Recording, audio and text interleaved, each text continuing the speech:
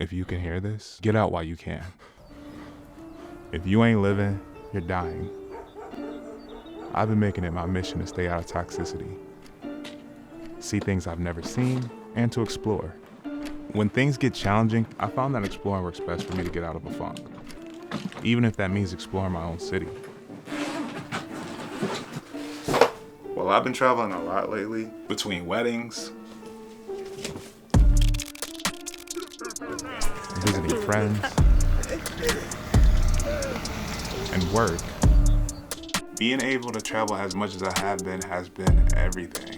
I found myself having some free time, so I wanted to visit a place I once called home. A place that I grew up in, and one of the greatest cities in the world.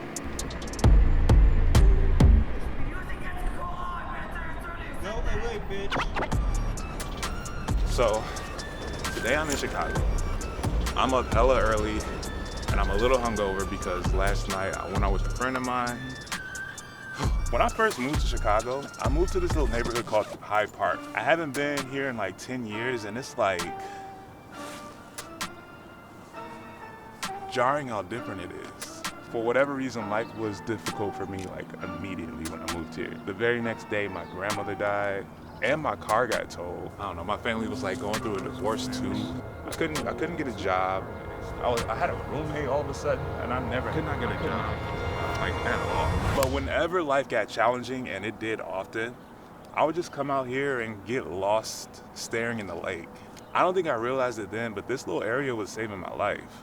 But man, it's tripping me out being out here. It looks so familiar, but at the same time, there's like so many things that are different. If Chicago could talk, it would say the exact same thing about me. Day 2 of living in Chicago, I was alone, anxious, and grieving. Struggling to find my way. Alone in a crowded room. You see, Chicago is where I grew up. Not literally, but it's where I grew as an artist. It's where I started to find my voice, and it's where I started to grow as a man. Chicago's where I learned how to problem solve because what could go wrong often did. There were a lot of dark times here. I knew that grief wasn't something that I should be doing alone, but traveling back home wasn't always feasible. So I had to improvise. Since I was no longer in a community, I had to build my own. I learned the value of exploring where you live. I had my heart broken here, I grieved here, I was robbed here, but I also fell in love here. I opened up here. I learned how to trust here. I grew here. All because I wanted to get out of my environment and try something new.